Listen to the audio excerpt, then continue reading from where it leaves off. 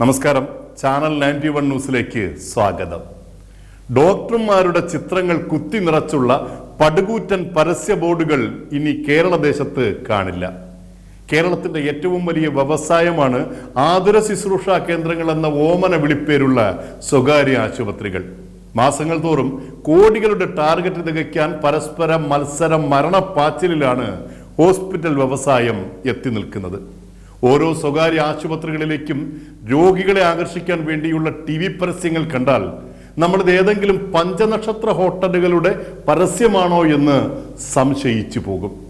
അതിലും അപ്പുറമാണ് കേരളത്തിന്റെ നഗരങ്ങളിലും റോഡരികിലും ഉയർത്തിയിട്ടുള്ള പടുകൂറ്റൻ ആശുപത്രി പരസ്യങ്ങളുടെ ഫ്ലക്സ് ബോർഡുകൾ. കോട്ടും ടൈയും അണിഞ്ഞ് വിവിധ വിഭാഗങ്ങളിലുള്ള ഡോക്ടർമാരുടെ ചിത്രങ്ങൾ സിനിമാ ഫ്ലക്സുകളെ പോലും പിന്നിലാക്കി കളയും. MBBS-ഉം MD-യും തുടങ്ങി ഇംഗ്ലീഷ് അക്ഷരമാലയിലെ Z വരെയുള്ള മെഡിക്കൽ ബിരുദങ്ങൾ വലിയ അക്ഷരങ്ങളിൽ പ്രദർശിപ്പിച്ചാണ് സ്വകാര്യ ആശുപത്രികൾ രോഗികളുടെ എണ്ണം കൂട്ടുന്നത്. ഇത്തരം ഉഡായിപ്പ് പരിപാടികളൊന്നും ഇനി കേരളത്തിൽ നടക്കില്ല.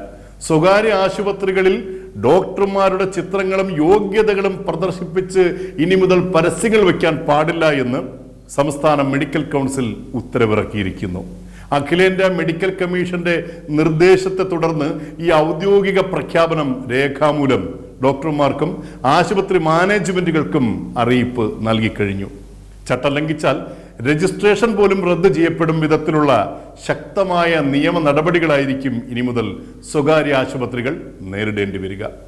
സ്വകാര്യ ആശുപത്രികളുടെ പരസ്യ ബോർഡുകളിൽ പ്രദർശിപ്പിച്ചിരിക്കുന്ന ഡോക്ടർമാരുടെ അന്യരാജ്യ മെഡിക്കൽ യോഗ്യതകളിൽ പലതും വ്യാജവും ചിലതൊക്കെ പണം നൽകിയാൽ ലഭിക്കുന്നതും ആണെന്നതാണ് മറ്റൊരു യാഥാർത്ഥ്യം.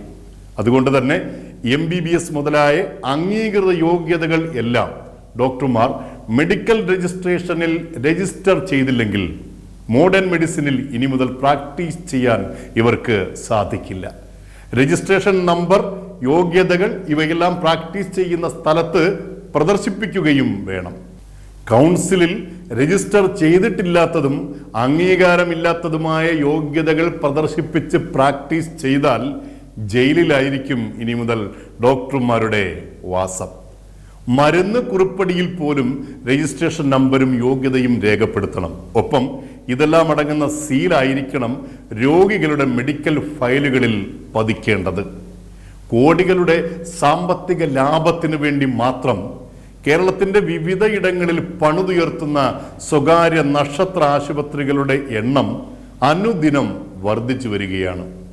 ആശുപത്രികളിൽ പോകാതെ വീടുകളിൽ സർവ്വ സജ്ജീകരണങ്ങളോടും കൂടി എത്തി രോഗികളെ പരിശോധിച്ച് വലയിലാക്കുന്ന പുതിയ രീതിയും സ്വകാര്യ ആശുപത്രി വ്യവസായത്തിന്റെ മറ്റൊരു മുഖമായി കേരളത്തിൽ മാറുന്നു.